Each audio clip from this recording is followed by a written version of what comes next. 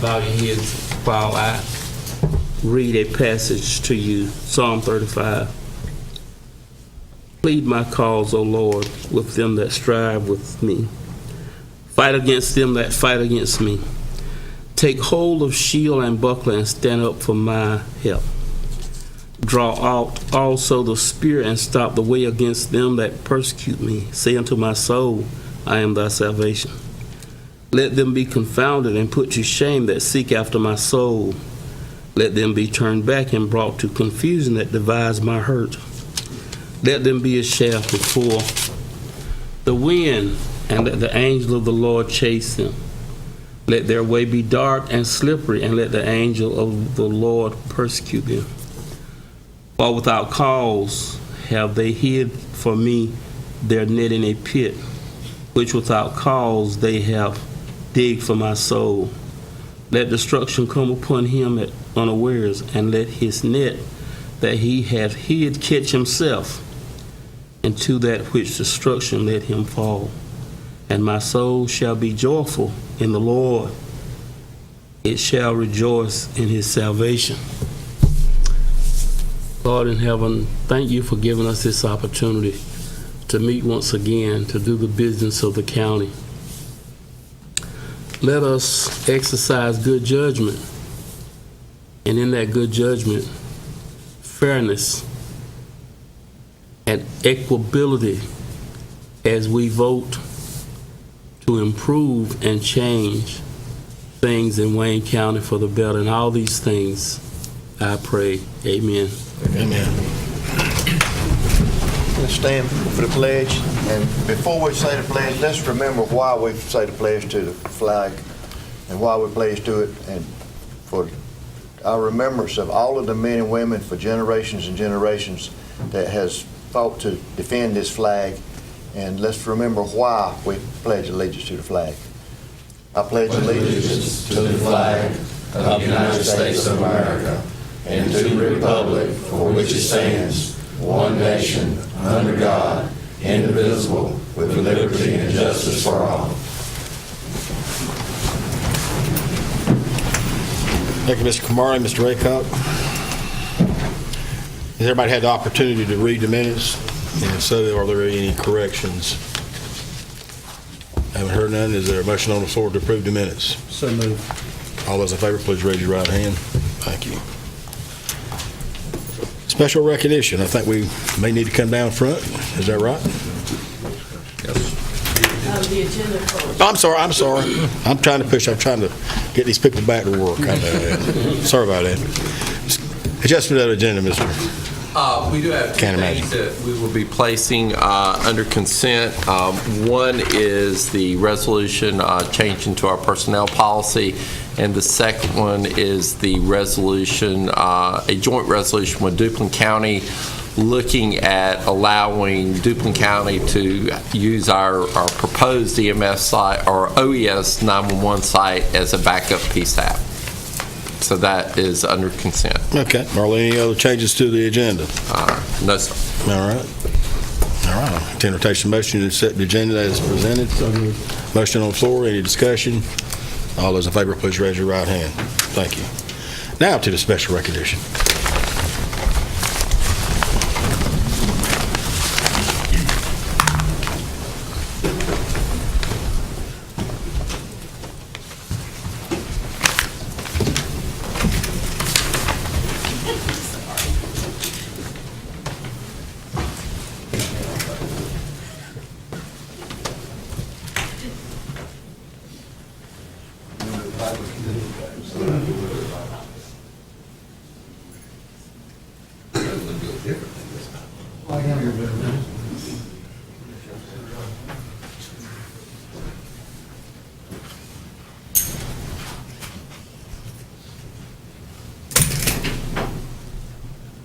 All right, we start with the 1 year.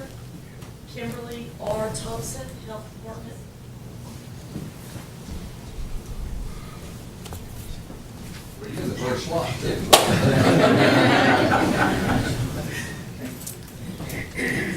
William C., I have no idea how to say this last name, Swadril Library.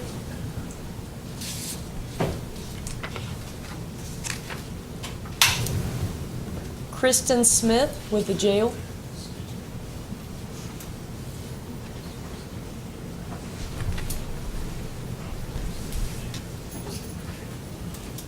Taylor M. Pierce, Emergency Services.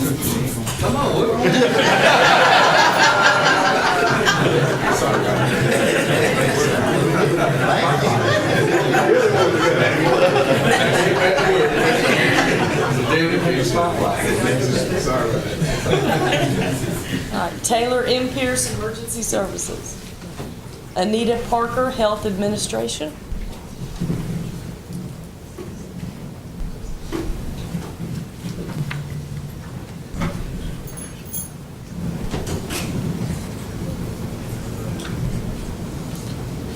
Kelly L. Mines, Emergency Services.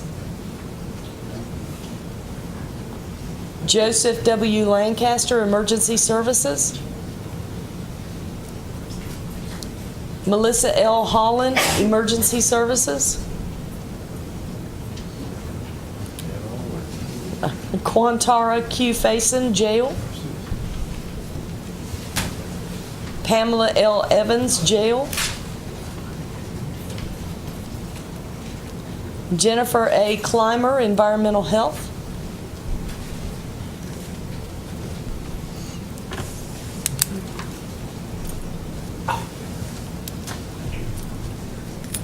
Vanessa K. Bronson, DSS, Income Maintenance.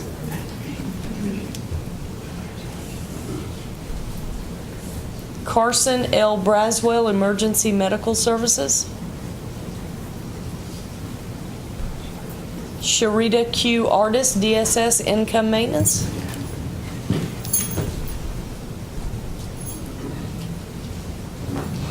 Merle Zamora, DSS, Income Maintenance.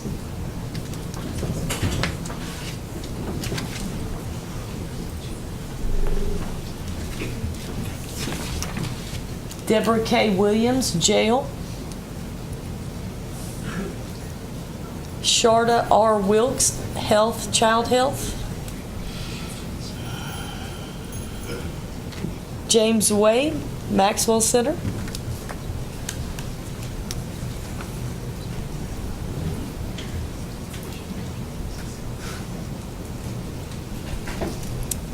Jennifer R. Smith, DSS Administration.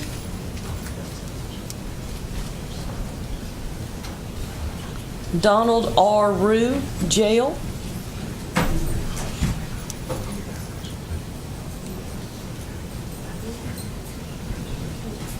Adam L. Rayner, Health, Environmental Health.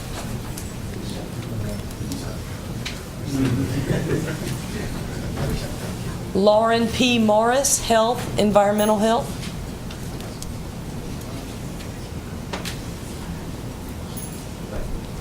Yesenia L. Hernandez, Health, Child Services. Clifton B. Freeman, Jail. Sherry F. Edwards, Health.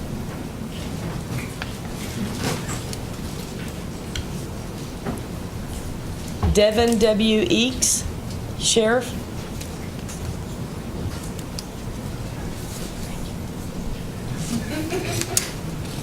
Leonardo A. DeQ, non-emergency transport, and I'm sorry if I messed up your last name. Try it. Ebony D. Caroon, Library.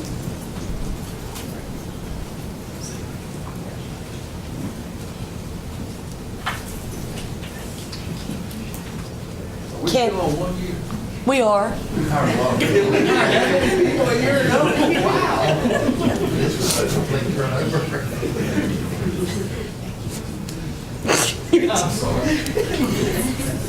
Candida L. Brown Gorman, DSS Child Support.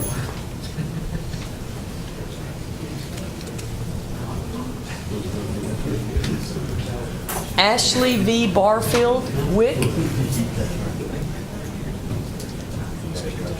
I love your name. Jeffrey D. Arnold, DSS Income Maintenance.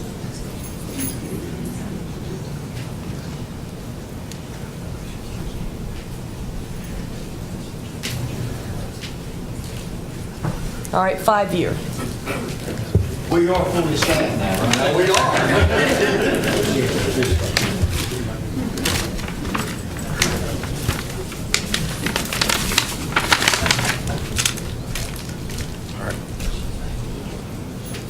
All right, first is Holly J. Williams, Senior Center.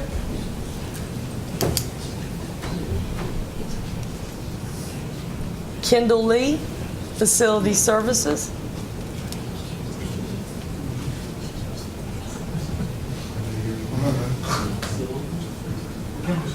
Catherine A. Jones, Human Resources. We'll wait till 11. I thought folks still on the first year. Me too. Miss Cooper Simpson, I do not know how to say your first name, sorry. DSS Child Support. Coquina. Coquina? Okay, I was gonna guess that. Several other people have that problem.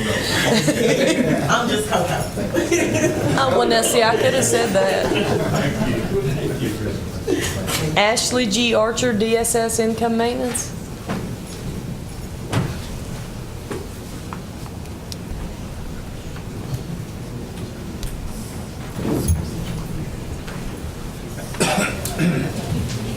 And that is it for our 5-year.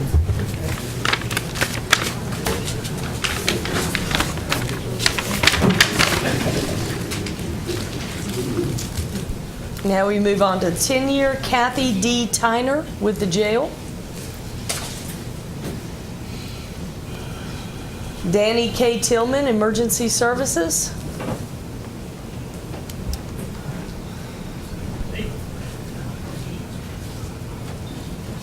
Tanita J. Dew, DSS Regular Services. William W. Lane, Emergency Medical Services.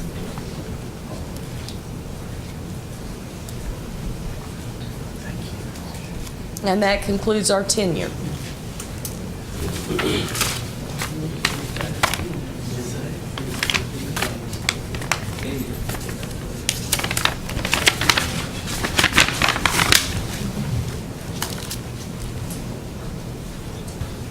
All right, for 15-year, begin with Shannon Grigg Buchanan, DSS Child Support.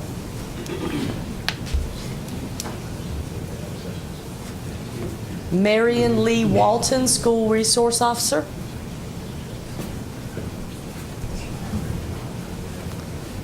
Jacqueline V. Leverett, DSS Regular Services.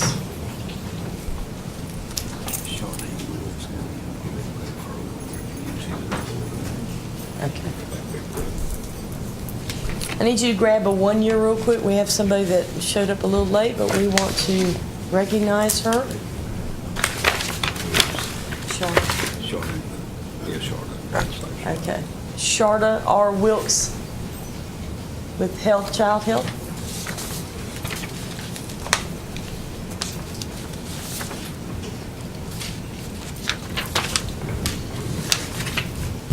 All right. And then we have one more 15. Okay.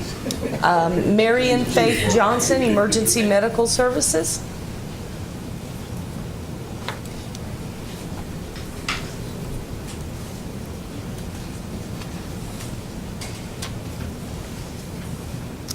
Now the 20-year.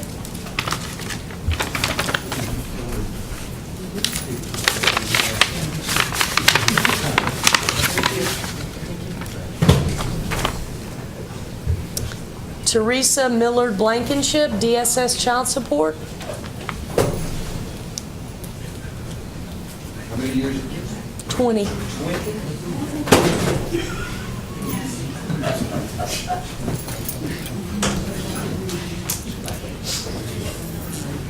And Wanda S. Deans, DSS Income Maintenance.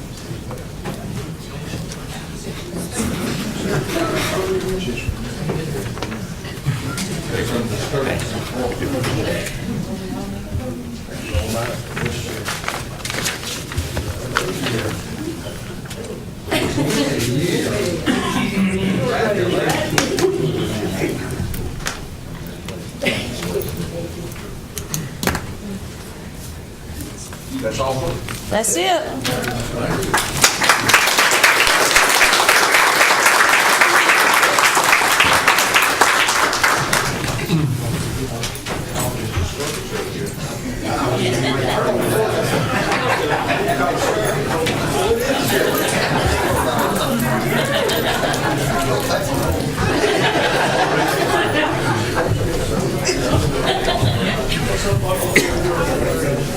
Come on, let's call it.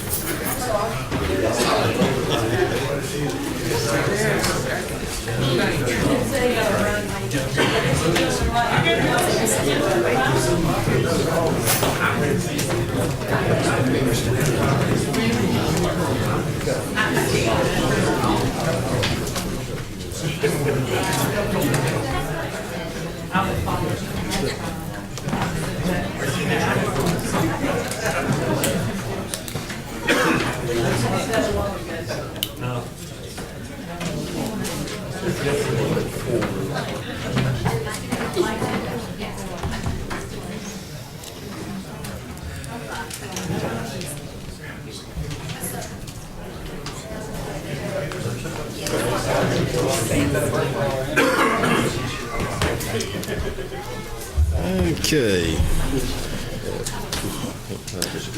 All right, trying to catch up a little bit. Let's go ahead and move into the public comments section. You got 4 minutes to speak. Anyone who cares to speak, please come give your name, your address, and your phone number, and the podium is open.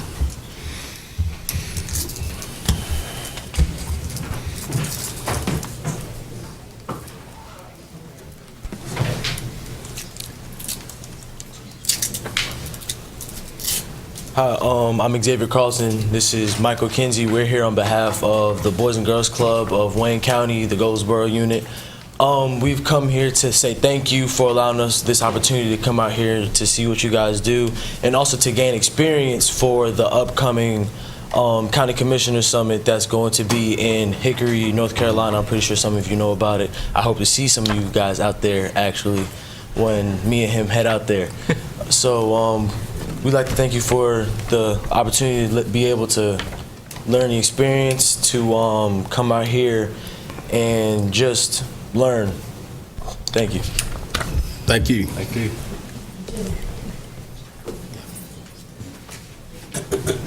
Is there anyone else? Your rest of y'all quiet this morning. Okay, we'll close it on out then. Thank you, and we'll, let's see here. Needed to move in our public hearing for the Wayne Executive Jetport. Who's going to handle it? Yes, sir. We have been contacted by Milda ATP to look at some ground leasing for hangar spacing at the Wayne Executive Jetport. This is contingent upon a couple of things, but what we wanted to go ahead and do is go through the public hearing process and see if there's any comments before we would enter into any ground lease. Are there any comments? And as I spoke earlier, I talked to the gentleman, Chris, and he's probably not going to be here today because he is a full-time airline pilot, so Yes, sir. just thought I'd put that out. Yes. I did have a question for council. Here it says for a period of 20 years. If the lease was extended beyond that, would there be any issue with that? Says with options to renew for additional years. It does. Oh, it does, doesn't it? So we're covered there, aren't we? Yes, sir. Thank you very much. Any comments? Yeah, this is a move forward that we've been looking at the Wayne County Jetport for a few years. And we need to approach it in two different ways because we have some other things that's pending, but it's sort of been slow processing. So this is something to get things going at the Wayne County Jetport. It gives us another option to go with because we are in a situation at the Wayne County Jetport that we can grow that jetport. I mean, it's amazing where the growth has been the last 2 or 3 years. So I would like Mr. Chairman, if it's okay, appropriate at this time, I'd like, well, we're still in a public hearing, so we can't do a motion till we come out. We need to come out of the public hearing. Okay, all right. I'll certainly call on you to do that. Okay, thank you. Does anyone else wants to comment on that? Well, Mr. Chairman. Yes, sir. I see the number of years, but is it appropriate that there be a dollar amount per year that we're going to reap out of this? That'd be negotiated at the time of, if the individual or the entity wants to lease it, that would be negotiated at that time. Yeah. Thank you. And that final lease agreement will be approved by the Board of Commissioners. Thank you, sir. Okay. All right. Having no one else up, we'll close the public hearing and reconvene the Board of Commissioners. Okay, I'm trying to get in the right place here. Yeah, we're back. We're just right. We're back. Anyway, did you have a motion you wanted to? Yes, I do, Mr. Chairman. I'd like to make a motion that we approve the Wayne Executive Jetport lease for 2 hangars for a period of 20 years with options to renew for additional years to ML2AP. I'd like to make a motion to approve this as presented. There's a motion on the floor. Is there any additional discussion? All right. All those in favor, please raise your right hand. Okay. Now we'll recess the Board of Commissioners meeting. I was getting ahead of myself. I've been doing that all morning. And reconvene the Wayne County Board of Adjustment meeting. So, Chip, if you will. Yes, sir. At your last meeting with the Board of Adjustments, we considered a special use permit request for a proposed solar farm facility that was located within the airspace control surface area for Seymour Johnson, known as Cookstown Solar. At that meeting, you had requested a couple of revisions to their site plan and that they have a neighborhood meeting and address some runoff issues. I'd ask as a staff that you recess this until your next meeting and reopen a Board of Adjustments at that time to allow the developer more time to submit a revised site plan, which he has not done so at this point. So that is my request as a staff. Council, can we go ahead and recess? Yes, sir. Chairman, Okay. if I could ask a Okay. question. Are they resubmitting a plan to the planning board? Yes, sir. Well, it would go to the planning department for review first. And then to the planning board for their approval? Depends on what changes they propose. Okay. I don't think the planning board would have to approve it again, but we want to submit it to the base because statute. And I talked to the lawyer and told him that it was my expectation that you were going to recess today. He has sent some additional information to me, which I hope I sent to you. Yeah. And if I haven't, I will. Discussion by commissioners? Okay, then we're going to recess. Do you need a motion on that? No, I'm just recess. I'm going to recess the Wayne County Board of Adjustment meeting and reconvene the Board of Commissioners meeting. So we're back. And you're recessing it till the 17th. Yes, by the way, and the clerk's probably going to get on me if I don't go ahead and announce this, that notice is hereby given the Wayne County Board of Commissioners have canceled their July 3rd, 2018 regular meeting. The next regular meeting will be held on the scheduled third Tuesday on July 17th. So I needed to announce that. We, if for some reason something does happen that we do need to come back before then, we'll call. But I think we talked about recessing, that way we could come right back and get back in action. Hopefully that won't happen, because typically this time of year after the budget's passed, things are pretty slow. Sometimes. Okay. We discussed the consent agenda at length in the earlier session. So is there any more discussion on that? I move adoption of the consent agenda. We got a motion on the floor to accept the consent agenda. Is there any more discussion on that motion? All those in favor, please raise your right hand. Thank you. Moving on to new business, we've got someone here to approve it, so we can talk about the County Summer Learning Day proclamation.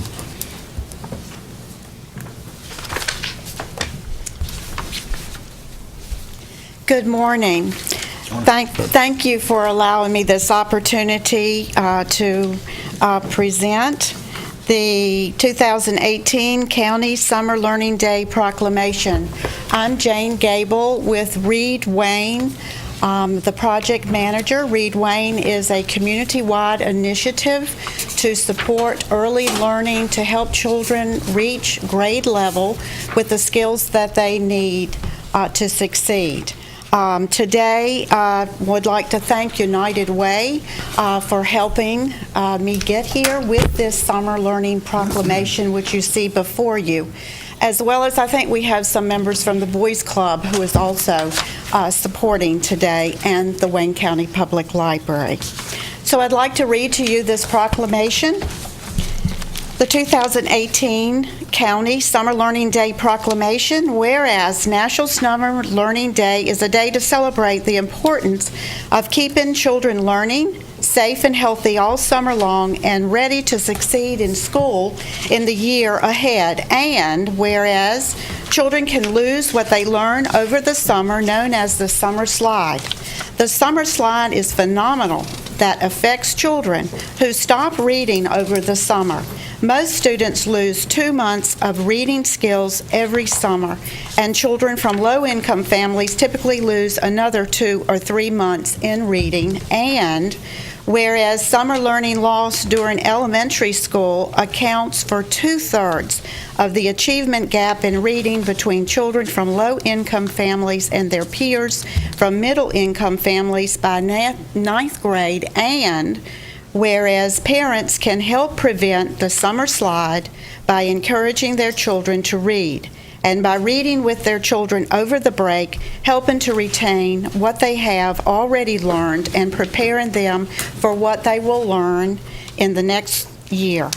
Whereas public agencies, community and faith-based organizations, schools, libraries, museums, recreation centers, and camps play an important role and trusted role in the well-being of children through summer program. And whereas summer learning is a vital part of our collective effort to ensure all students are ready for school and reading on grade level by the end of 3rd grade for academic and lifelong success.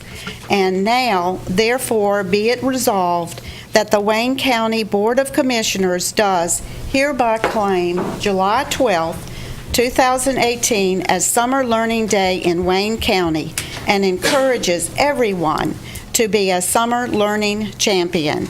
Adopted this 19th day of June, 2018. Is there a motion to approve the resolution as read? So moved. Got a motion on the floor. Is there any questions or comments? All right, all those in favor, please raise your right hand. Thank you so much. Well, thank you. Thank you on behalf of the children and families in Wayne County for this support. Thank you. Ms. Spade, I think you're up next on the quarterly financial statement.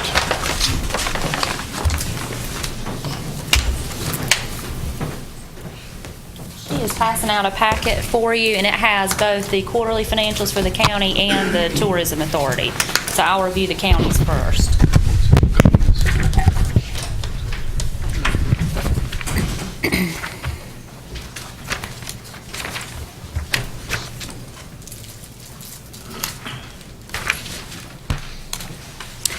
These are the quarterlies.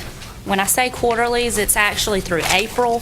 I usually extend this through April because we are in the middle of budget planning, and I feel like it gives you the most recent information that I can provide you with. So these are comparative statements, April of 2018 to April of 2017.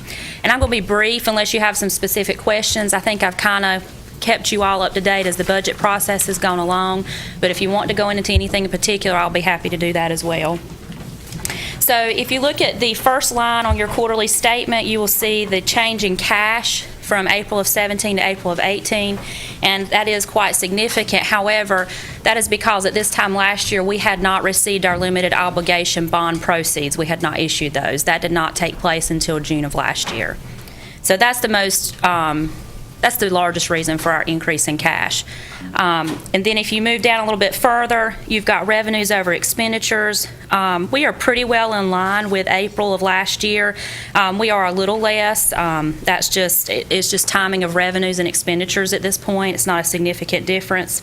If you continue on under selected revenues and your property taxes and vehicle taxes, I know I haven't been bringing you a lot of good news, but we do have some good news in property taxes that we have already over-collected. So there we go. So our property taxes have come in really well this year, and I have to say, though, our vehicle taxes have not. And Alan, I believe his association is looking into this. The tax and tag program has been working really well for vehicle taxes. However, since it's been in place for a few years, we think that some people have found loopholes, and so counties across the state are seeing a decrease in those revenues. So they are working with the Department of Revenue to find out how we can zero in on those missed revenues and get our collections back up in vehicles. I don't think we'll miss budget significantly on vehicles, but we will probably be a little bit under budget. If you continue to move on down, I've got sales taxes listed. I've also included a chart that I've been giving you for a while now that shows you sales taxes for the last year and a half. The biggest thing about our sales taxes is that Article 44 is really helping us out. And if you recall, that was done probably a couple years ago, where they basically reallocated based on a formula from some of your more urban counties and distributed it to your more rural counties. So that has helped us out significantly. But it has offset some of the decreases we've seen in the other articles. I do think if you look comparatively at the very bottom of the first page, we are a little ahead of where we were last year. I don't know that we'll end the year that way, but maybe we won't be too far off. But I don't think we'll hit our budget numbers exactly. And then I've got the chart attached for your sales taxes as well, so you can see what it's been doing for the last year and a half. If you flip the page to page 2 and then into page 3, I go into various departments and selected expenditures. We've kind of been reviewing these, honestly, throughout the budget process. Unless there's one in particular that you have a question over, I'll just provide you that for your information. On page 3, it goes into more of your internal service funds, which is your workers' comp, hospitalization, and your fleet management fund. Those three are all doing pretty well. Hospitalization has definitely turned around. I would say that the changes that you have put in place over the last couple of years seem to be paying off. Our cash is stable. Our claims have stabilized, and we are gathering enough revenue to offset the claims that we do have. And then obviously the good news for this year's budget is that we did have a small increase, but we did not have to change any other parts of the plan. So that was a big plus. And they're also adding some pieces to the wellness program as well. Then if you look at the very bottom of that page is selected capital projects. These are not all of our capital projects, but this is where some significant dollars have been spent over the last year. So this gives you kind of an idea of where we are financially and some idea of where we might be physically with those projects. We've got the street assessments listed here, the 911 center, there's a very small amount listed there. Meadow Lane, Grantham Sewer, and then the Maxwell Center. And as you can see, the Maxwell Center is pretty close to being closed out. That figure does include the farmers market. We have not received all of our final bills on the Maxwell Center. I think there is still an outstanding issue that Ann in my office has emailed Brett Bond with T.A. Loving about, and trying to find out when we will get some final figures on that. But we do still have the farmers market to finish up as well. Not going to delay it, is it? Oh, no, sir. The outstanding issue is actually something that has to do with the actual Maxwell Center and not the farmers market. I want to say she said it had to do with a sign, maybe. Kendall, does that sound familiar? Okay. So they're supposed to be getting us the rest of our numbers, and then we'll true up what we owe to T.A. Loving, to H.H. Architecture, and any other outstanding bills. That's pretty much what I have for you on the county, unless you want to go into anything in particular. Otherwise, I can move on to the Tourism Authority. Yes, sir. Could you go back and share just a little bit more about the new Article 44 tax? Yes, sir. Well, it does still list it as new, don't it? But it's probably a couple years old now. So the Article 44 tax basically was a complex formula, but they took the other articles from the counties that receive a whole lot more, that have more business, that receive a lot more sales tax, and they kind of redistributed it based on a formula. And they basically took everybody's pot, but the way they redistributed it was based on your tier, I believe. So our tier and where we are as far as being a more rural county, we actually benefited from the formula. You had some counties that actually have a decrease when they get this money, get this report in, it's decreasing their overall sales tax collections. So that was a benefit to us. And I believe some of my colleagues may be more knowledgeable about the individual, but a couple of years ago there was a representative or a senator in Raleigh who was working on some equalization of taxes across the state based upon large counties with a lot of influx of expenditures and so forth, and redistributing that to less busy counties. Is this an outgrowth of that? This is that. I believe there was an attempt last year to try to tweak that formula a little bit. I just remember seeing some things from the NCACC about that. It was not successful. I mean, I saw some preliminary numbers, but it never actually passed. But in essence, this is a equitable distribution of dollars. Well, we benefit, so I'll say yes. It's a benefit. And the reason that I bring attention to this is another method of however it came about. The more wealthy are those getting more revenue, sharing it with those getting less revenue, and therefore there being a benefit. And I've reached back to the equitable distribution. That's it. Okay. Mr. Chairman. Yes. Well, this probably is not the appropriate time, but we have talked about it. I see, Mr. County Manager, the street assessments. I guess now's the proper time to ask, where are we at on that, and when is that whole project is going to be closed? I was going to bring it up in my comments. We met, but I can go ahead and do it now. We met with Steffi yesterday. As far as the construction, they're basically complete. Traders is complete. There are still some wiring issues, some cables that we're asking to be buried.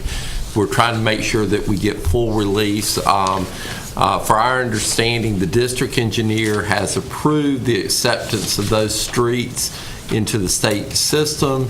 It's going to take 60 days for the DOT board to have that final approval. But once it's approved at the district level, it really is a rubber stamp moving forward. We've been very pleased, and I think the residents have been very pleased at how the project ended.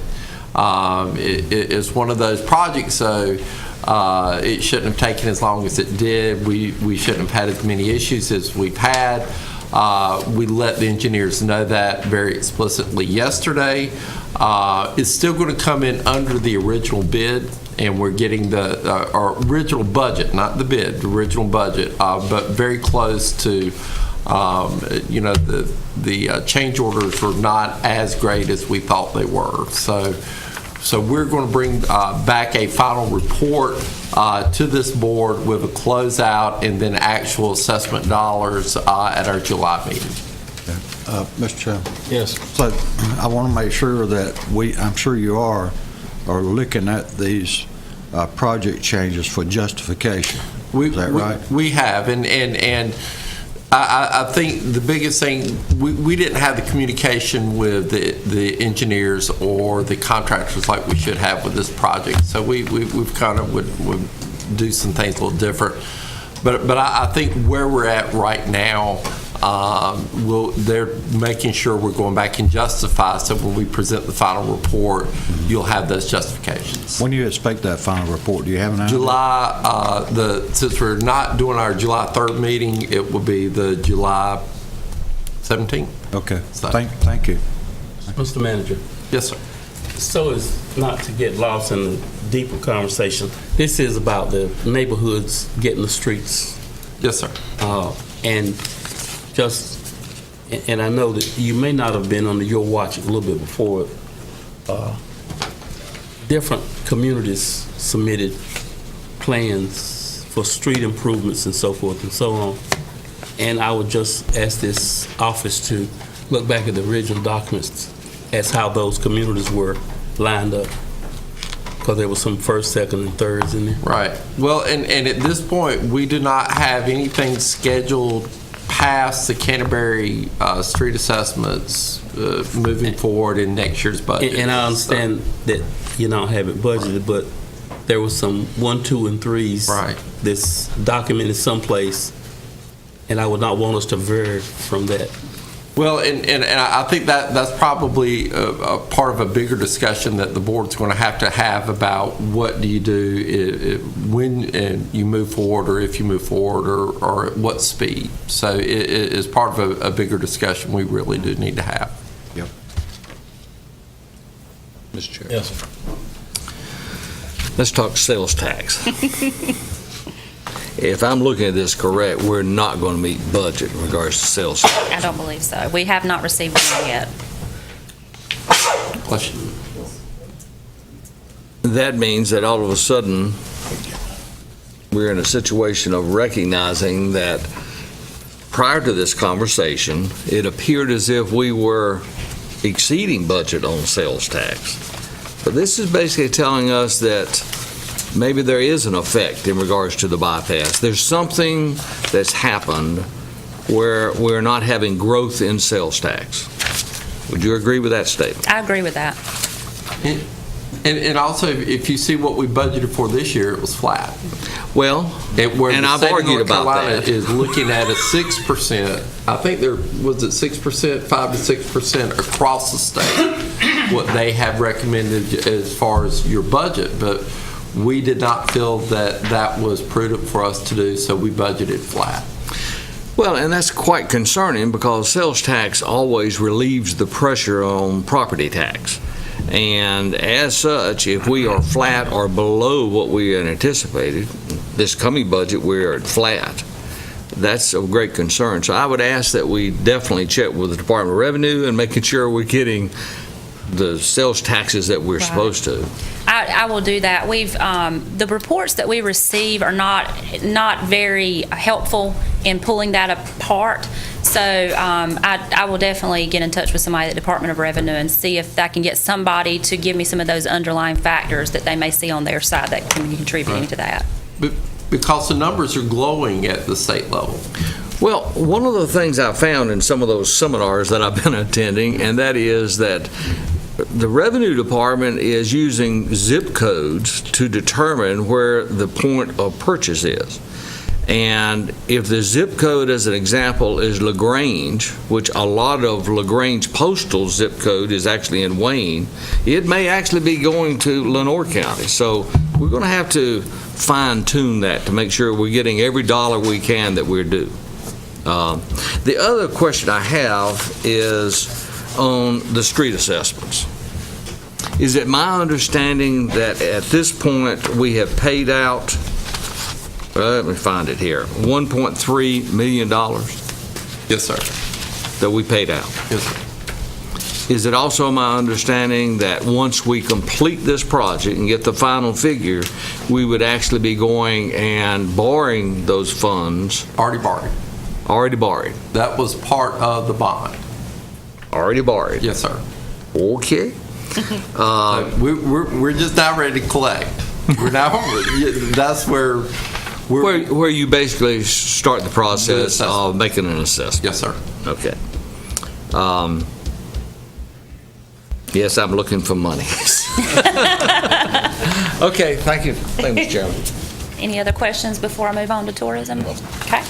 All right, so the last page in your packet that I passed out is just a one-page sheet for Wayne County Tourism Development Authority, and this is for July through April.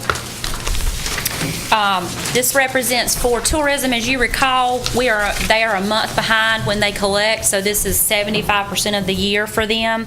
And we are slightly above projections. We should hit budget.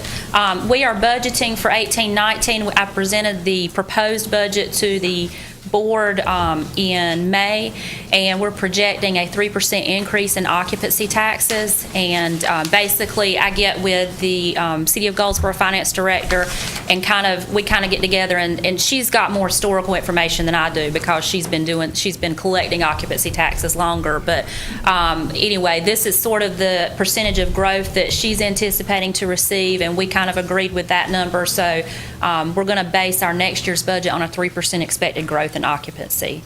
But that just kind of gives you an idea of what the budget is that we're expecting to come up in 18-19.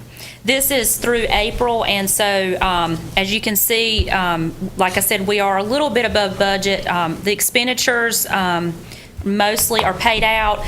We have some expenditures to the City of Goldsboro that we are trying to straighten out between advertising and salary, so it looks a little off on this report, but we'll have those straightened out before June. And then the only other thing I really wanted to point out was just that we did actually pay some monies out to Mount Olive. As you recall, we do set aside 70% of the 1% for them that's collected within the town of Mount Olive off the hotel there, and they have to request those monies from us if they want to use them for tourism-related activities, and so they did request $2,140. That's for the Pickle Festival. Yes, sir. And then basically whatever they don't use, we just carry forward as committed fund balance. And I believe that's it. That's all I had in my notes, unless you have any questions here about it. Yes, sir, go ahead. I'm sort of not too well versed on what we just went over. Okay. How about showing me where this tourism, where does the Maxwell Center fit into this? Isn't some part of that going to Yes, the Maxwell Center? So the agreement that was worked out, I'll try to do this from memory, is a total of 6% occupancy tax between the city and the county. Yeah. Okay. 2% of that occupancy tax for 20 years comes to Wayne County for the Maxwell Center operations. Okay? 1% is what you see here in the Tourism Development Authority. This is 1%. The other 1% is the Goldsboro's Tourism Council budget. They get 1%.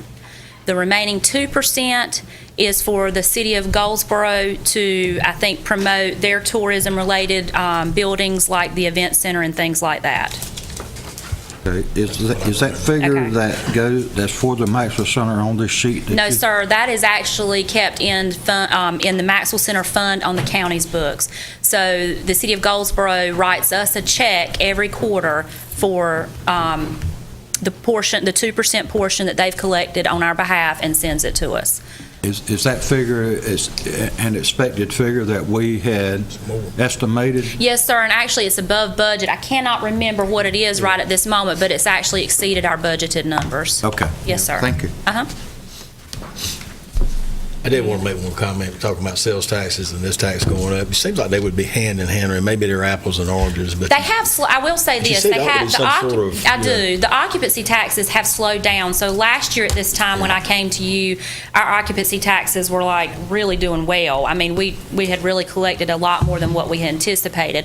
But they have slowed down this year because, as you recall, I said that we will meet budget, but it's just barely going to meet budget. So it kind of has slowed down. We think the occupancy tax, though, the slowdown is related to the absence of the hurricane teams that were here. I mean, we just experienced a lot of growth in that time because you had so many different teams that were staying in our hotels and filling beds. Okay. Any questions? Okay, thank you. All right.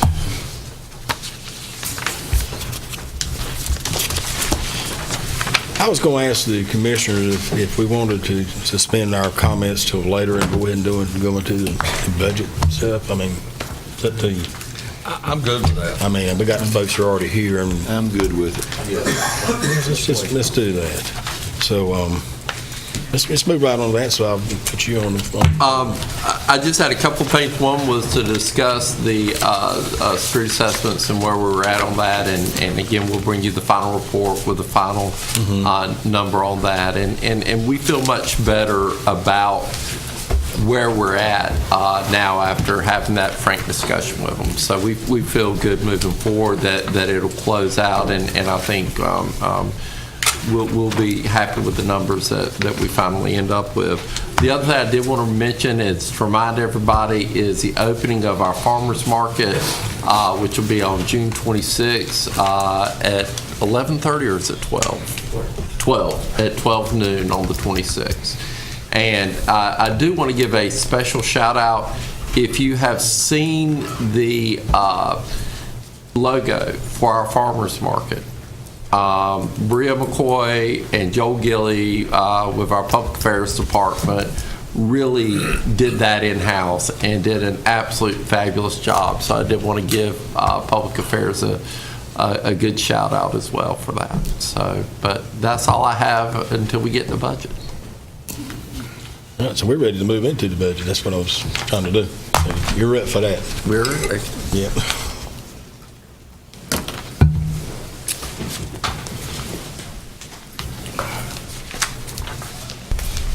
Let me see.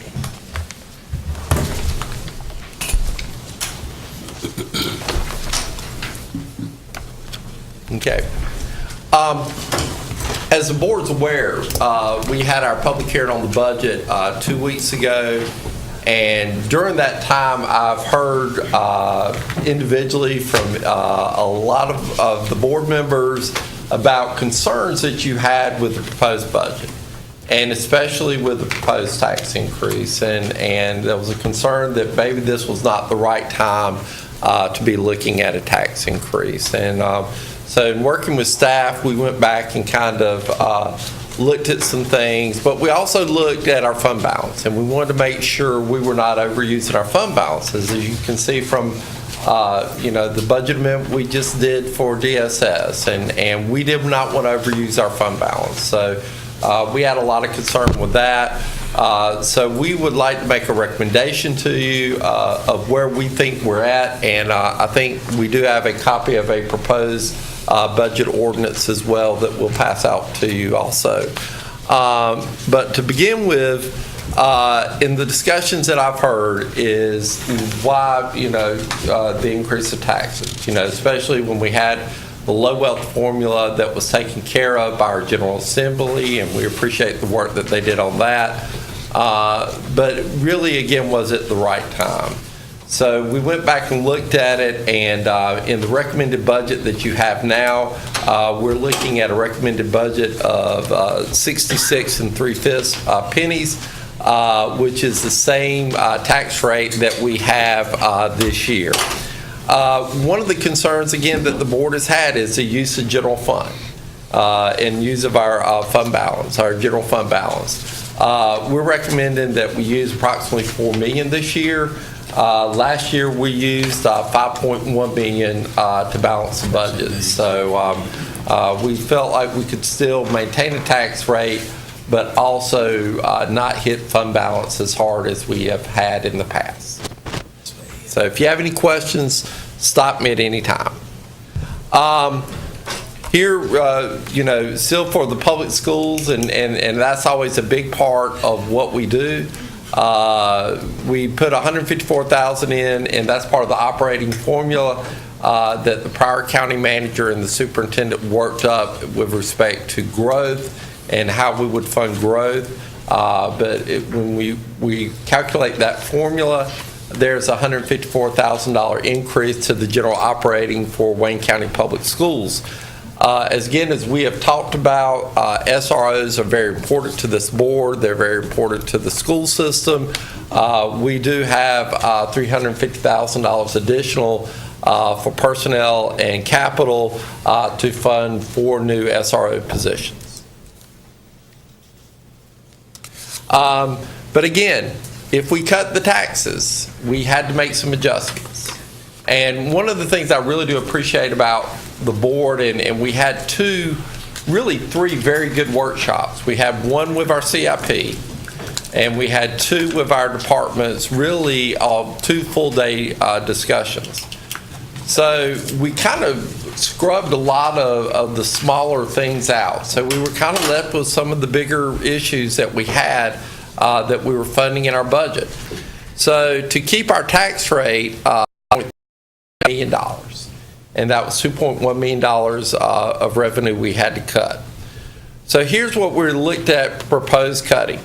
Again, we talked about the low wealth, which was $800,000, and again, that was almost a penny itself. And that was to cover that state gap that we had with respect to the low wealth funding. The other issue that we had in the budget was the teacher supplement. We're going to talk about another option maybe to look at funding teacher supplement in a second. But teacher funding right now was a huge hit to our budget at 0.5%. So we've looked at cutting that out at this recommendation. One of the other things we looked at is WayneNet operations. And we feel like we can do some things a little bit differently in the way we're working with WayneNet that will not reduce the services, but it will help in our operational costs. So that's a $400,000 savings.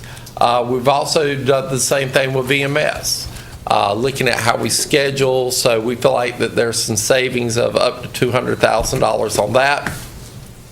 The other issue that we've looked at in the original manager's recommended budget, we budgeted $200,000 for the renovation of the Will Sullivan Building. This would kind of slow that process down a little bit more. However, give us funding to look at what we may or may not need to do with the Will Sullivan Building. So that would be funding aside to look at it, but not the full $200,000 which we originally looked at. And then the other $100,000 cut was to the Goldsboro Industrial Campus Development. As the board is aware, that's a Bryan property. We had $200,000 in that originally. We still have $100,000 set aside for that. But one of the things working with WCDA and Tiffany Creech, who's doing a wonderful job, we're still hoping to get some grants that will help with the development of the infrastructure on site, which will be the entrance and a little bit of paving and some water and sewer issues. So we still are moving forward, maybe not at the speed of what we hoped, but we're still moving forward on a lot of different projects that the board looked at as priorities. Again, nothing has changed with respect to county employees. We have set 1% aside for cost of living and a 1% aside for respect to merit. And as Allison talked about in her budget presentation on current year, our health fund is doing fairly well, and we're only looking at a 3.5% increase this year with no plan changes. And again, we had 11.6% increase last year with plan changes. So county employees, we did not touch. Again, we've always talked about the debt. And I think this is talking about the timing was this the right year for a tax increase? Because next year we will have $200 million, or excuse me, $1.7 million worth of debt that will roll off. So this is kind of our bridge year with respect to debt and respect to our bond referendum that we approved last year. So, but that is still in there, but again, that will be rolling off in next year's budget. Again, just talk about new positions. This is, we've cut some positions. Again, we talked about the 4 SROs, and then 1 computer systems administrator that will be shared with DSS and IT. Basically, we have a full-time position from IT working with DSS, but this will allow us to get cost shared with the state at 50% of that salary position. And again, we are still doing some major capital expenditures. We know we have issues and we're still trying to move forward.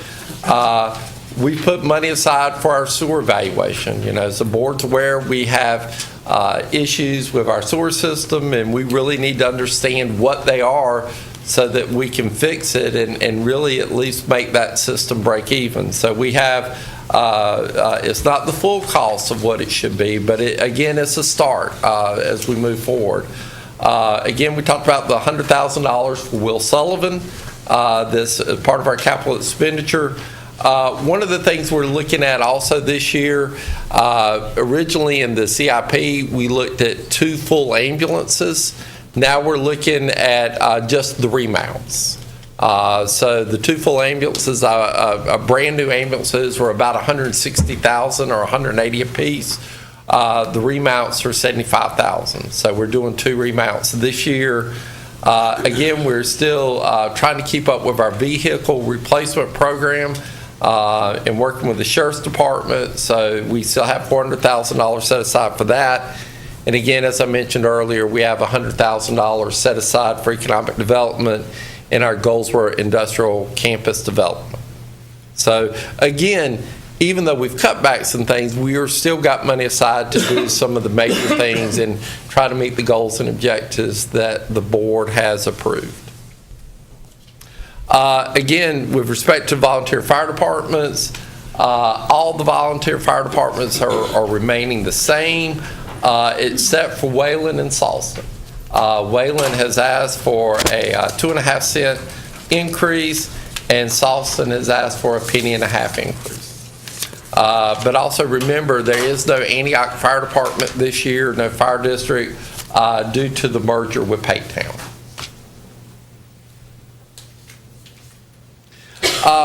One of the issues why I think the board is, there's a concern about timing, is looking at maybe not doing a tax increase this year, is looking at the possibility of a 1/4 cent sales tax. And exactly what would a 1/4 cent sales tax mean to Wayne County? But there's been discussion amongst the board about the possibility of putting that as a referendum on the ballot for November. And again, the 1/4 cent would raise approximately $2.3 million in new revenues. We were just talking about sales tax for Wayne County.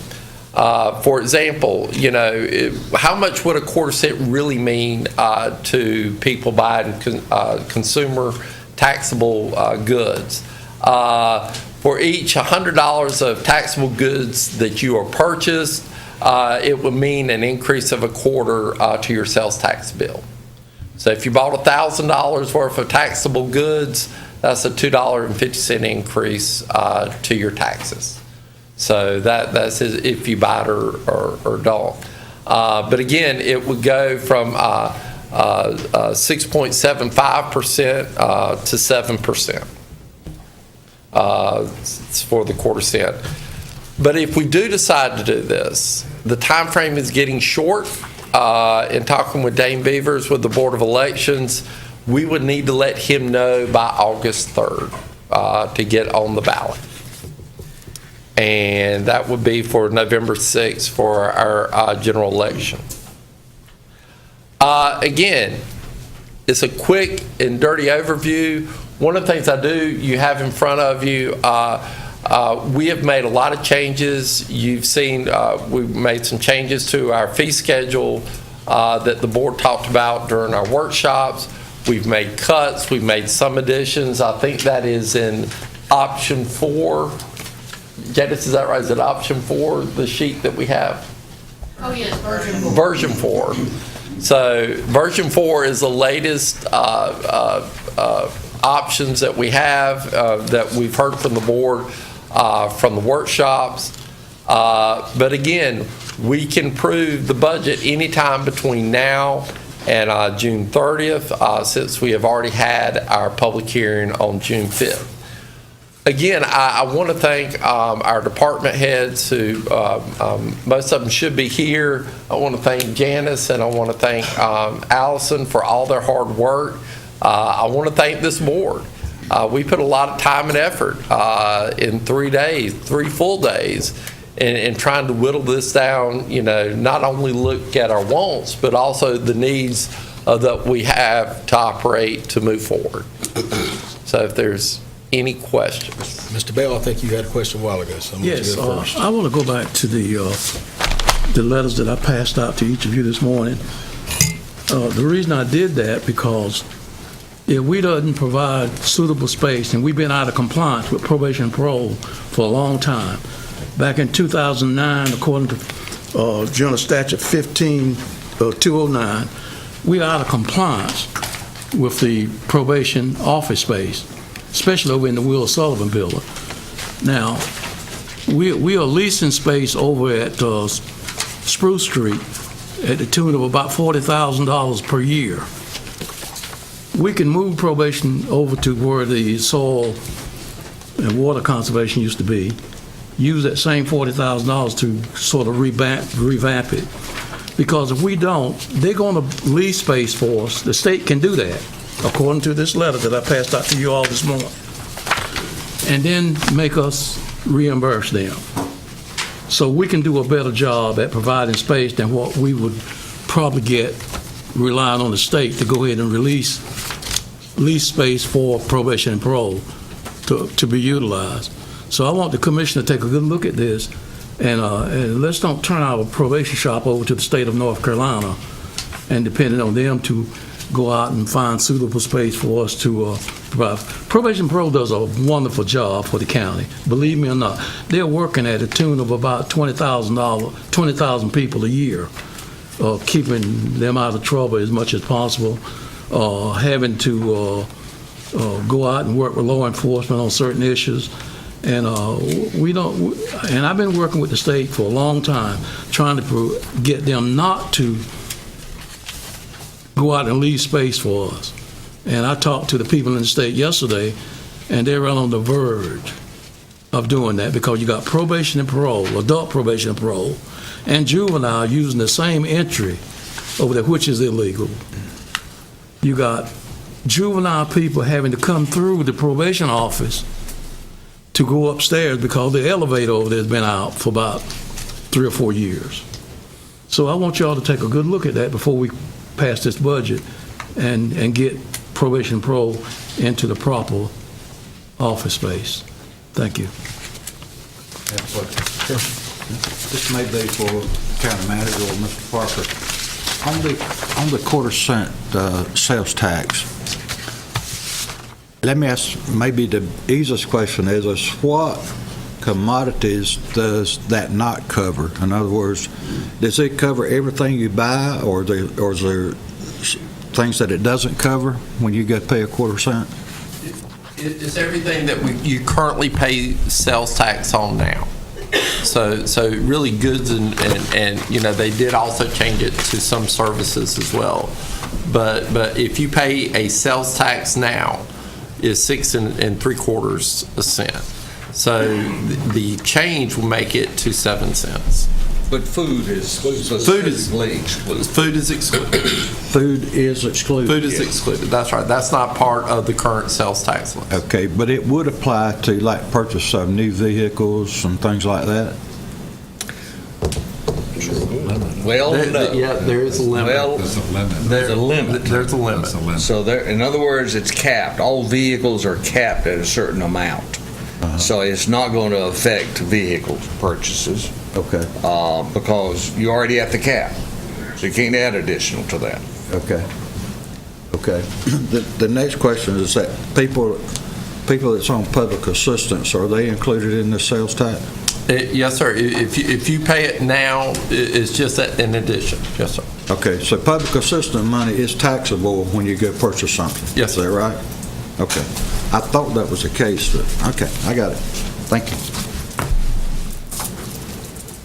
Just go back a little bit on John's point. I recall when, like the first year I was elected, I saw an engineering letter on that building that suggested that building perhaps wasn't safe. Is that letter around somewhere? We have heard that. We've had some. I saw it. We've had some preliminary conversations with Kendall. I guess my point being, while we're throwing good money after bad, if it's something that shouldn't be. We probably need to have a facilities committee meeting. That's what I'm suggesting. And that it really is maybe not a bad option, because we've talked about, I think the original plan was to move part of social services to that building. But if we look at, with the COB, doing a combined social services health department as if the report comes back as a new facility, that could free up some space over there as well. So, but that really would need to be a good facilities committee discussion. When are we expecting that decision? July, the next meeting in July as well. And Mr. Chairman, if I could just chime in on that. We were really waiting for the report to come back on the Will Sullivan, on the county administration building, not on the Will Sullivan, county administration building, no? What do you call that? County office building. God, we got too many buildings. But anyway, we need the report back to determine what the next steps would be for DSS and the health department. And a lot would determine based upon that as to the use of the old farm services building. So we really didn't want to make any adjustment until we got that report back. A lot of things hinging on that report. And it should be coming in July 20th, I think was the date I had heard. So we're looking a month away that we would have that report. And then this board could look at it. The facilities committee can look at it, and then this board can look at it in regards to what they want to do. But I like us to have some options, I think he's right. But I agree. We need to do something on probation, and that is the next phase. We are beginning to move, WCDA is moving, I think, by the end of the month, Tiffany, isn't that right? When are you moving? When are you moving? Aren't you moving now? Target is by the end of this month, yes. Yeah. So, and the next phase is doing a refurb on that building, just some touch-up paint, Dane, is about all we're going to do. But at any rate, Board of Elections will be moving to WCDA, and at that point, we're looking at about the mid-July or 20th of July for the report to come in. I don't want you to forget that we are paying $40,000 a year. We are very much aware of that. We over are. there, you know. We are. Very much aware. I think Mr. Akoff was next. Mr. Chairman, to your point about the Will Sullivan building, I'm 99.9% sure you're correct. There was a study or something because we saw it, and my point is, let's see if we can find it, because if we're going to make a decision on what's going to be done with that building, we don't need to be spending taxpayer dollars to do another study when there's already been one done. Is my point, and there was one. Now where it's at, I don't know. Right. Well, and the purpose of putting some money aside, if we did decide to do some renovations, we'd have some money set aside for it, or if there were other options, we'd have the money there. We can reappropriate it. To reappropriate it for, whatever. I mean, yeah. basically what I'm trying to say is we've stumped our toe on a project or two, and we need to learn from our mistakes. Yes, I mean, if there's a study or report or whatever's out there, we need to find it and not make another mistake. And I'm sure Kendall can give you probably a good 5-second answer to of the status of the building. But again, whatever we did, we're going to have to spend some money on it. So that would just give us a little. If it is raising the building or if it is doing some renovation, it's going to cost us some money. So that will give us at least some money set aside to deal with it. But that report would dictate how much money and where we're going to spend the money. Yeah. Or if you. Mr. Mayor. I was on the facilities committee when that was done, and there is a study, but that study was only a study, if I remember correctly, of the foundation of that building. That's where our issue is.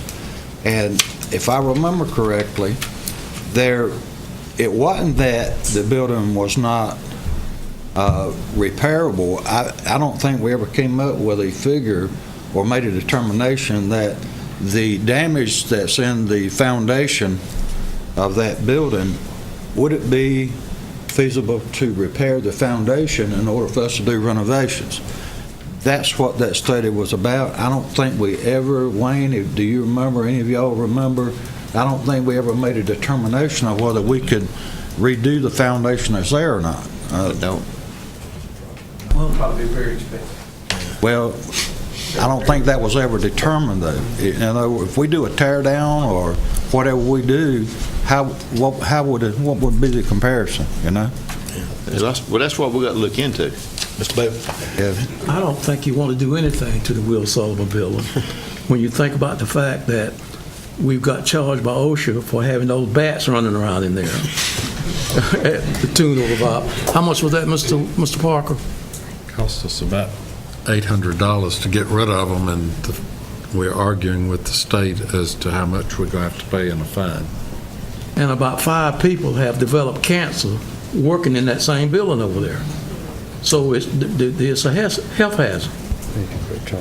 When I was suggesting, facilities chairman, very soon after we get through it all, let's call facilities, after we get that, if you will do that. Yeah, that's right. Mr. Chairman, I did have another question, and that is, on one of your slides there, you had indicated $154,000 additional to the schools. Could you bring that up? Oh, I'm sorry.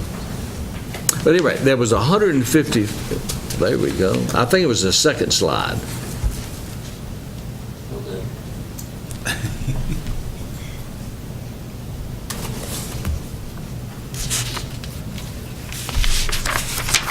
And I just want to make sure that that I bring this up to the other board members. Several years back, we had negotiated with the schools an agreement, and in that agreement, it stated that as the revenues for the county increase, then the proportionate amount of percentage increase would also apply to the dollars. There it is, 154, increase in operations due to approved school funding formula. I was somewhat concerned about that number because $154,000 would indicate that there was a substantial increase in revenue. And if sales taxes are flat and revenues from property taxes are similarly flat, where in the world is the additional revenue coming from? And leave it to our budget director, because she definitely told me where it was coming from, and that is for next year, there's an additional $1 million in revenue coming from proposed inspection fees. Right. And the reason I bring that up is that if things continue as they currently are in our proposed this year and next year, that 154 is not going to be there. Without that additional revenue in inspection fees, it would have been flat to increase the funding to the schools. It would have been flat. The second thing is, I think we're all concerned that in this proposed budget, we're not able to fund the teacher supplements that we wanted to address this year. However, due to our legislature working with the funding formula for the low wealth funding, the additional dollars were in fact restored, one, but addition to that, they have an additional $700,000 that is going to the schools. So the schools are receiving $700,000 additional and our 154, so that's about $850,000 more. And I would ask that we ask the school board to highly consider taking a portion of that increased funding and use it as incentives for teachers in our low-performing schools, some of those low-performing schools, similar to what they have in place at the Goldsboro High School. It worked. It kept those teachers there rather than moving on. And we would ask that the school board use some of those extra dollars that they have to provide that. And I would like you to actually reach out to the superintendent and see if that couldn't happen. Okay. Thank you, Mr. Chairman. Mr. Chairman. Yes, sir. I want to first thank my colleague to the right for his acute analysis of that. But I want to back up to, did I understand you say you're going to get the $154,000 from inspections? That's just overall growth within our budget. Yeah. And I apologize. I don't know the formula as well, but it was based upon a percentage of growth within our budget that the school system would to get the appropriate percentage growth in Well, operations. I might have my beagle on hunting the wrong rabbit, but I was reading in the newspaper, and when you said inspections, it triggered what I read in the newspaper yesterday under Mr. Steve Hearn's signature. It said the budget includes several other increases and the addition of an inspection department. Of an inspections department, installation permits for $50. Is that where some of that money is going to be generated from? We have increased, if you look on, we gave you a sheet on revenue increases and fee changes. We have not had an installation permitting fee. We're charging $50. Goldsboro, I think, does this fee as well. It will bring in some, but not just a little. where we're getting the inspections fees, and the real growth from our inspection fees is recycling coal ash center at the F.H. Lee plant. That should start this spring, or excuse me, this fall. It is about a $900 million investment that they will be doing. And that's where the largest amount of inspection fees are. So that's where that's coming from. That's right. We budgeted an additional $1 million for that. And each time I see a fee, I'm wondering if it's put on the back of the average citizen out there. That's where my attention goes. And in that, so that I won't come back with a similar conversation, as I've gone down the newspaper article, it talks about Wayne Net and EMS increasing their fees. And based upon conversation I've had with my constituency, that is a fee that goes directly to the back of the persons out there in the public. It is that a fair? user fee, yes, sir. And if you remember during the budget discussion, we looked at kind of adjacent areas around us and looking at the average of where our fees were, and we were trying to just get back to where our surrounding An average counties. of the communities around Yes, us. sir. And with all due respect to that concept, each time that we talk about fees, that is a similar rationale for raising fees. It says, well, we looked at Lenoir County and Duplin County and Johnston County, and therefore we felt like we would adjust our fees accordingly. I cannot help but ask, is the need based upon what Johnston County or some other county does, or is it an analysis of what we really need in the county? Let me just go just a minute. I would further like to know if in the minds of the persons who decided to come up with that increase, did they determine that the clients being served were exactly the same clientele? If they looked at the increase and say, well, the person served is apples and apples. And the reason that I go there is that when I took my calculator out to look at the increase and the percent, unless I made a mistake, it all came out to 8.54% increase. So I would like for someone to share with me the rationale for the increase being the same, and if that's so, are the clientele we are serving the same, and therefore needing or deserving the same amount of increase in the trips and so forth and so on, as is read specifically in the newspaper. I read it just like any other citizen would read it last night. and then I put my calculator to it just to see what the percent was. And if the people being served are apples and apples, but not apples and oranges, then the 8.54% might be rational. Otherwise, I wonder. And I bring that up because a fee called by any other means is a tax. And we decided that we would not raise the property tax, I think, because there was advocating for not to do that. But each time we raise a fee, we raise the tax.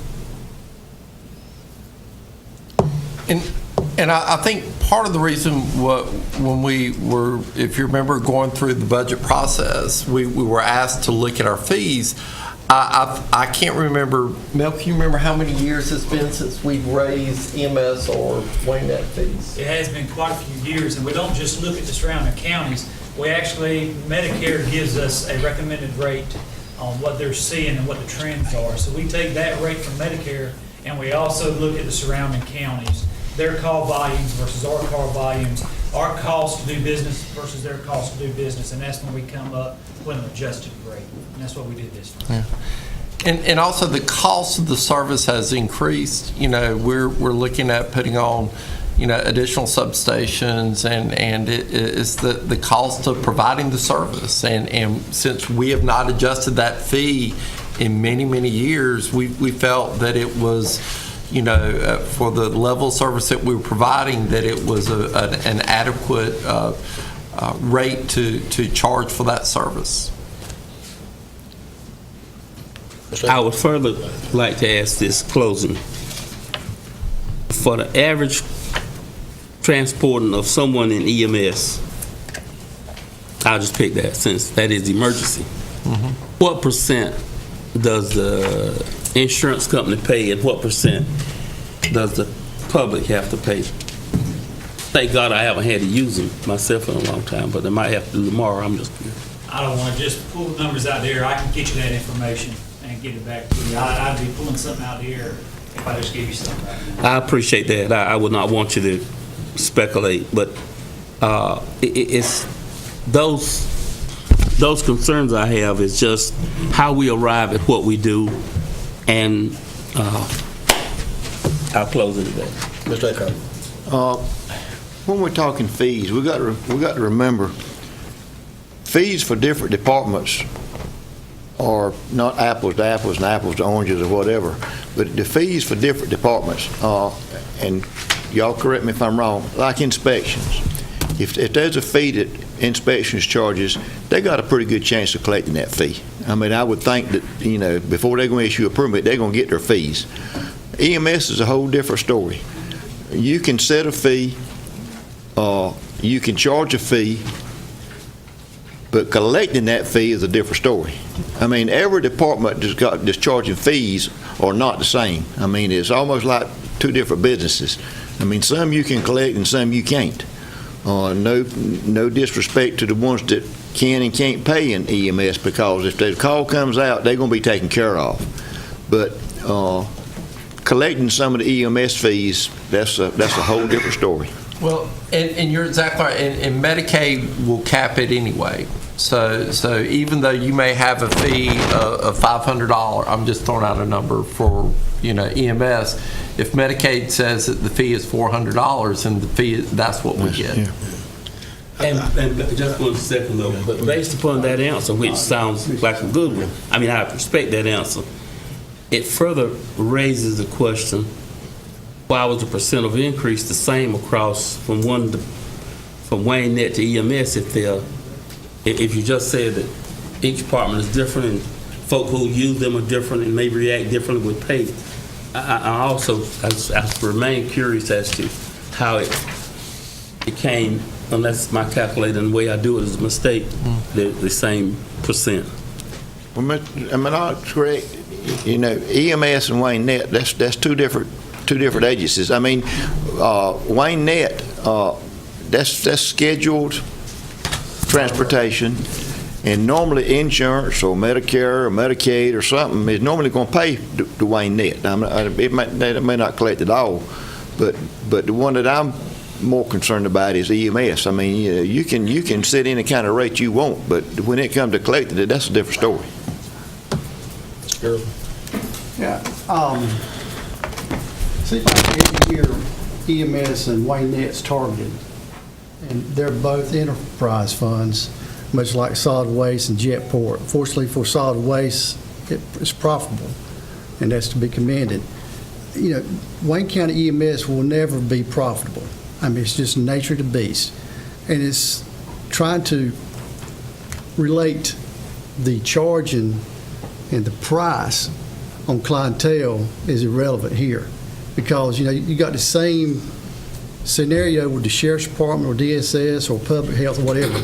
You know, so you don't discriminate there with clientele. So I think the clientele part is just irrelevant to it.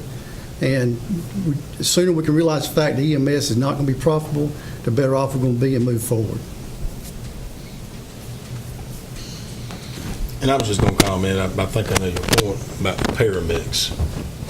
The surrounding counties, with the exception of Johnson, I would suspect have very much the same paramedics that we have and or less. So, but I understand what your point is. But you're only going to collect so much either way. Anybody else? All right. I would like to change go back to another subject. All right, let's do that then. Just one other question about the quarter cent sales tax. If we decide to go that route for transparency,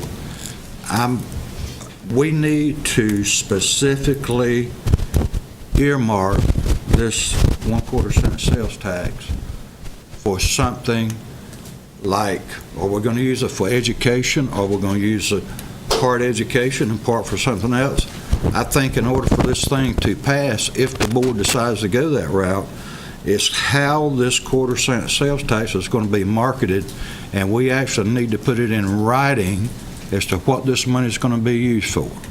And my understanding is, in talking over the last week or so, that this is what the intent is to use it for education, whether it be a few years down the road for additional classrooms that we might need for the lower classroom sizes.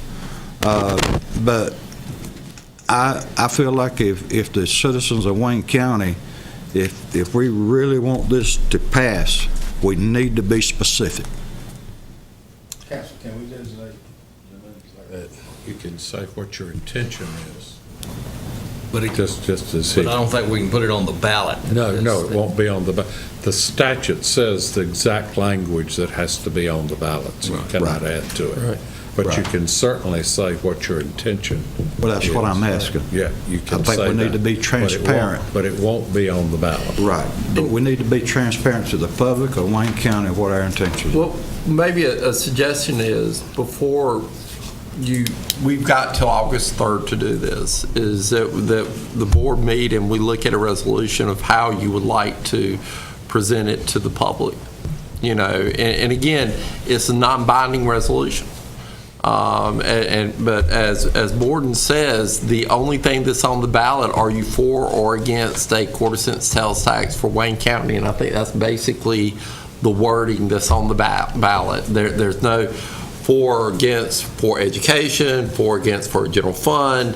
It's are you for or against? And it authorizes, if it passes, then it authorizes the board to levy the tax.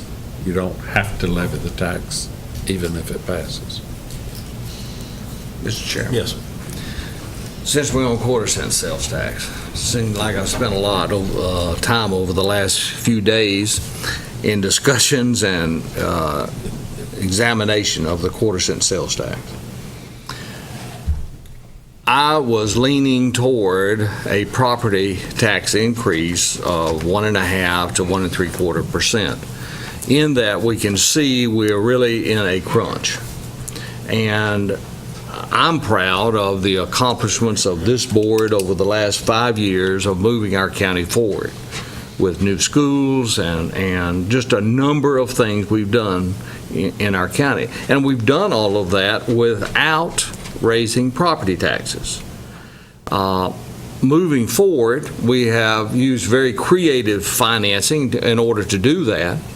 We have basically used all of the lottery dollars that we're allocated.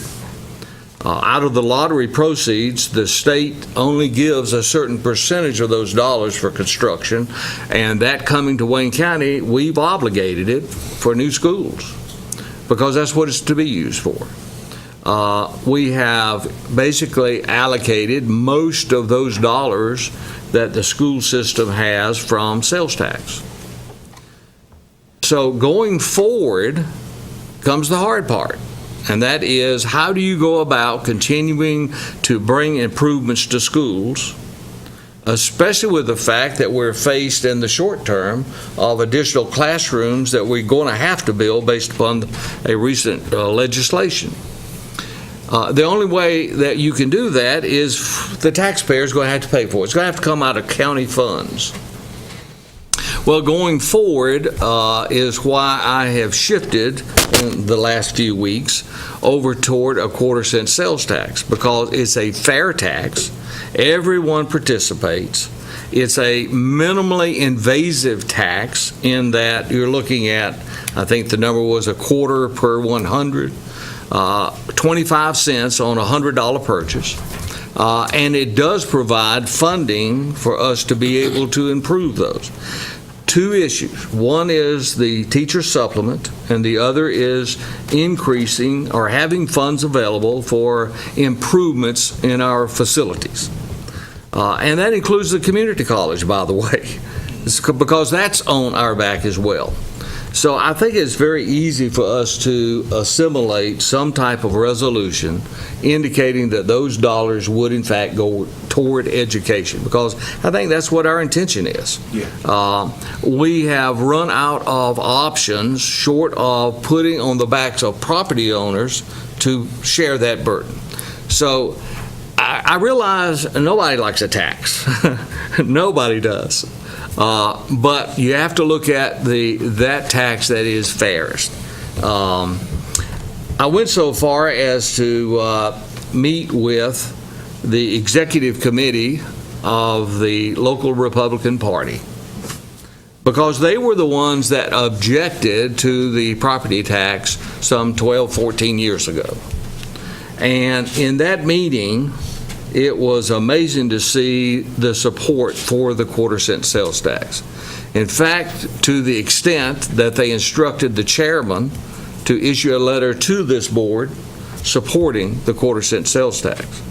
And if the most conservative among us can agree to that, I think that we all as a community can come together and support the quarter-cent sales tax, and I hope we can do that. Thank you, Mr. Chair. Still talking budget. Yes. I'll make a comment. Mr. Honeycutt, and to your budget team and all departments, I really sincerely thank each one of you for going in and making some necessary cuts and deferrals to another year so we can maybe escape a tax increase on property taxes this year. And I know a lot of hard work was done, a lot of sacrifice, and I really appreciate it. And Janice, I appreciate the different sheet. As I stated last meeting, I was unable to be to work session, so I was kind of behind the 8 ball. But that different sheet really does shine a light, a whole lot quicker to me than I can see what's going on. So I challenge each one of the commissioners, as you get a chance over the next 6 months before the next budget cycle, look at the different sheet and get yourself well educated to what you see there. And I agree with Mr. Daugherty on the quarter-cent sales tax. I've had numerous phone calls and even visits at my house about not having a property tax increase, but yet a sales tax would be more equitable and more fairly across the board. And yes, I agree we need to market this strongly for education, but also let's keep in the back of our minds when we adopt our master facilities plans, the overall number was somewhere around $59 to $61 million worth of needs we have of county buildings and stuff as well. So it's going to be broader than just education, but we do need to market this and market strongly for the future. Thank you. Before we move on to the individual departments, I'd like to take a break. I'm sure everybody else is probably ready for one too. So, I got to take a break. You'll be the first up when we get back. How about that?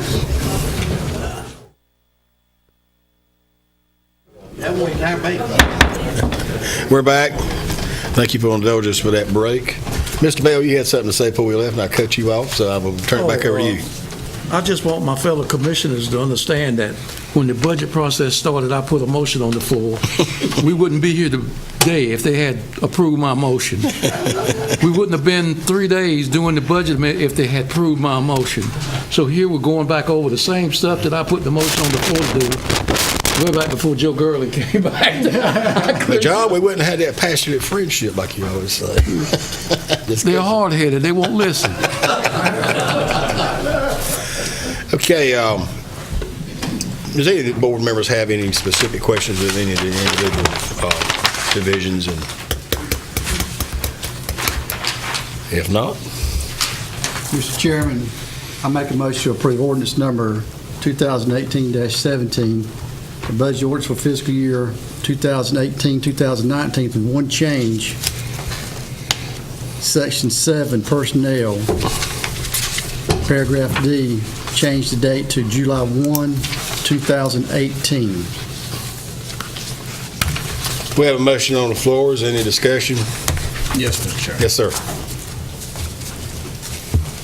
As I stated earlier, it was a lot of hard work that went into this. First thing I want to say is I want to commend Commissioner Gurley for joining us and coming back and kind of giving us some other alternatives. Secondly, I want to state this. Many people I talk to in the community are looking at either or. It is a 1/4 cent sales tax or a 1.5 cent property tax. And that's the way a lot of people looked at that. And if given the choice, they would rather go the 1/4 cent sales tax. However, this 1/4 cent sales tax cannot be implemented until you vote on it. And it can't be voted on at its earliest in November. And then after it's voted on, if it's approved, this is unbelievable, the first dollar that actually comes into the treasury is going to be June of the following year. Don't ask me why it takes that long to implement it, but that's just the way it is. So it's actually not going to kick in until next fiscal year. I'm betting that this community is going to unite and support the 1/4 cent sales tax in November. And that's a big gamble. But I think that people will realize it is for the best thing for our community to come together and have those dollars available so we can continue to grow Wayne County. I am also going to encourage this board at its next meeting to approve a resolution to place the referendum on the November 2018 ballot. With that said, I defer. Any other comments? Mr. Chairman. Yes, sir. Very quickly, this is I think this is my 6th budget as being a commissioner, and I have to say thanks to all the department heads and the commissioners, but one of the things I've seen during this budget cycle that every year gets better and better is that we as a group were thinking outside of the box. We're trying to use technology, we're trying to use anything at our disposal, grants, to keep the taxpayer rate down for the citizens of Wayne County. And I feel really good about this budget this year because there's been a lot of time and effort put into it by a lot of people. So I just want to thank everybody that's concerned that this budget cycle, even though it's been tough, it's been one of the best that I've been involved with because of people thinking outside of the box. And that's why we're able to come out of this without a tax increase. I do not look at the 1/4 cent sales tax as a tax increase. But the key is that we're getting away from the property tax increase that we originally were talking about. So I want to say thank you to everyone, and I ask the public Wayne County citizens ever want to look at this quarter cent sales tax and rake us across the coals as commissioners as to what we're going to use it for and all these other things, make sure you knew what you're going to do before you go in the ballot box. And I think we'll be fine as a county if we do that. Thank you, Mr. Chairman. Mr. Chairman. Yes, sir. There are always pros and cons for any tax, and I'm probably not any more in favor of tax than anybody else. I always love to say I know how to keep my money at my house and spend it myself rather than put it in an envelope and send it forward. In a hope that we would fund everything that we originally thought we would. I was supportive of a property tax. I respect the fact that there has been other options that have come forward.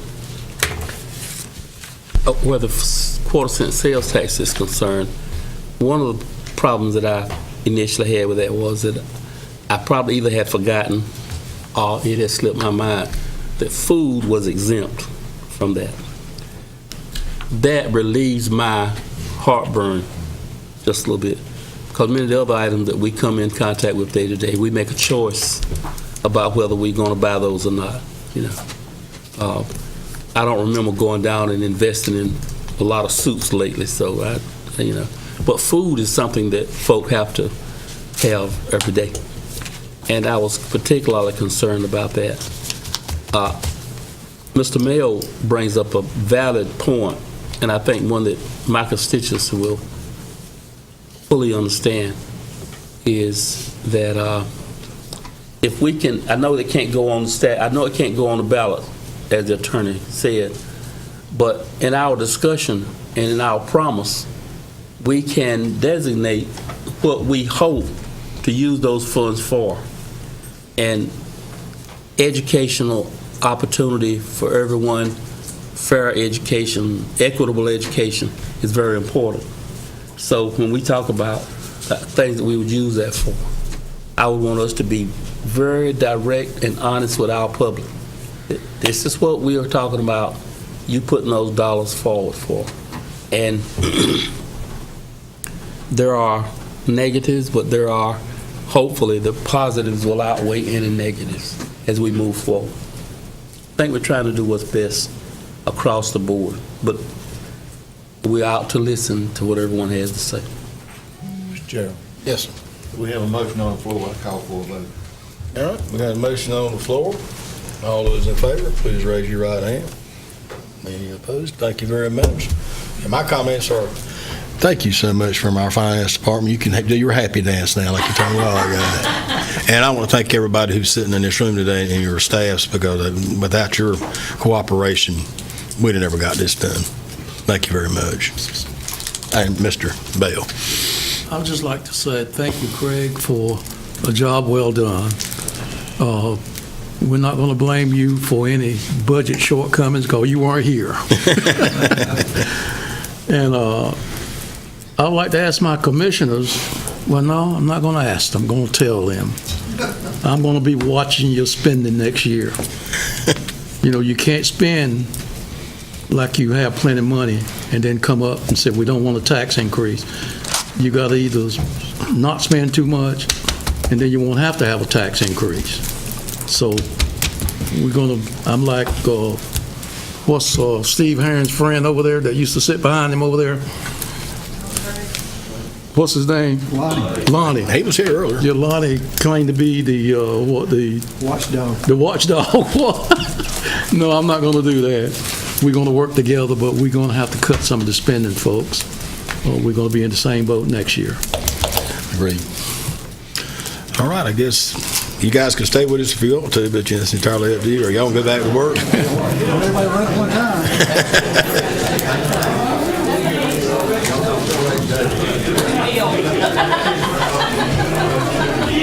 So, Wayne, you see them nuts you're chewing on there? Yeah. Pretty soon they're going to be gone, right?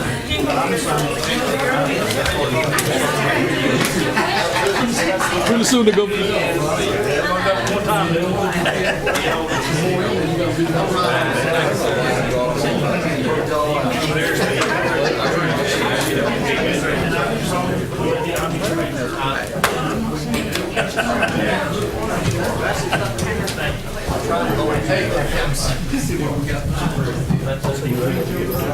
No, I did not.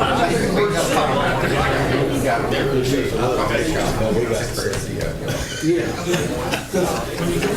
there's still wires hanging out and. I see it's coming. Hey, all right.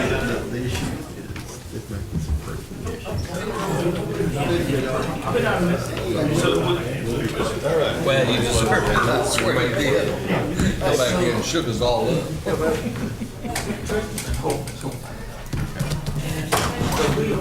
What's the property? Kitchen director. Go to our comments. We'll go to our comments. I'm waiting over. Yeah, we are paying you. How about going back? That's right. I knew your discussion was important. That's why. It was farmer's market. That's right. That's right. He's talking about the Maxwell Center. That's what he's talking about. Thank y'all, and I apologize. That's okay.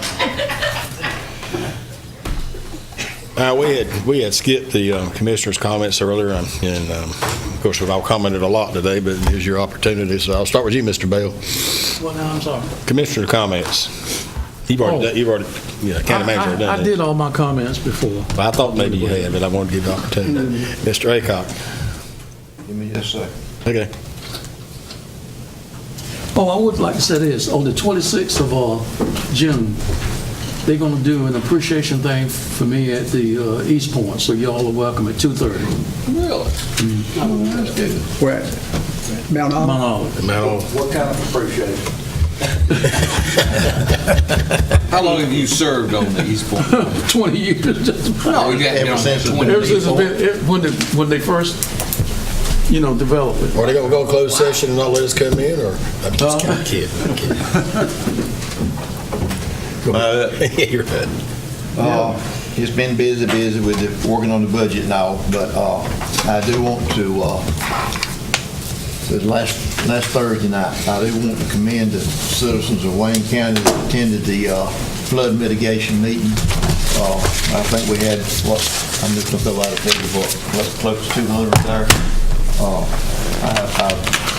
I really respect the people, the way they presented their issues and all. They were very professional. We had one little incident, but we all get emotional sometimes, and that was taken care of. And afterwards, that particular individual, I had a chance to talk with Director Sprayberry, and but I think we're going to get some positive feedback from that, and I have not heard since last Thursday. I know some of the counties the money was appropriated to. I do not know whether Wayne County has been yet or not. But the main thing is I want to thank the citizens that was affected by the flood that was at that meeting for being there. And also I want to thank Director Sprayberry and his staff because he was, he could have been stepping into a hornet's nest, but I am so proud of the citizens of Wayne County for being orderly and showing respect for him. He tried to answer all the questions that they had, and everyone that had issues, he got contact information from them, and I feel confident that his staff will follow up on that. But it was, like I say, it was. I can't imagine the frustration that they're going through because I won't flood it. But it was a good meeting, and I want to thank the staff, our Public Affairs Department, and the Maxwell Center for putting on a good program. And that's all I have, Mr. Chairman. Mr. Mayo. I was at that same flood litigation meeting, and I saw some really respectful citizens that have been through a lot. I have a list, a printout that Chip Crumper gave me before he became assistant county manager that shows all 84 of those properties and addresses. Here's what I'd like to call on, though. I want this board here in this county to do something in the future to get Congress to address, because Mike Sprayberry has mentioned this every single meeting, that one of the reasons it's been 19 months is because of FEMA and HUD regulations on the federal level. There's an 8-step process right now in place that a citizen has to do. And my goodness, it takes 6 or 8 hours to fill it out. That's not the problem.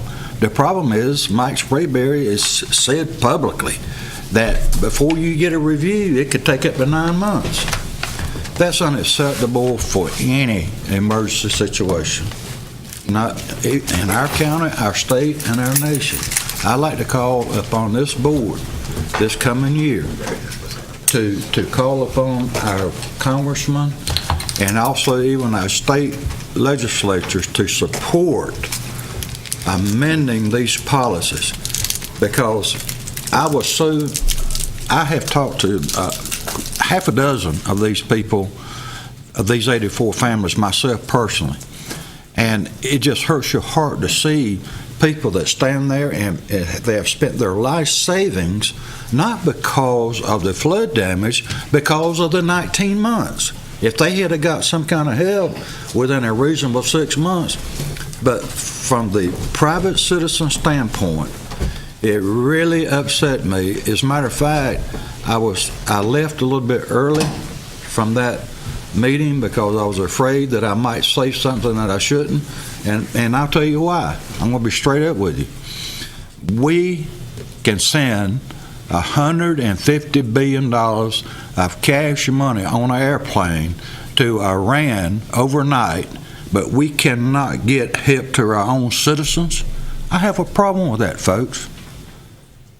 I have a problem with that. We need to do what we can to get Congress, FEMA, and HUD to change their regulations and cut out this red tape.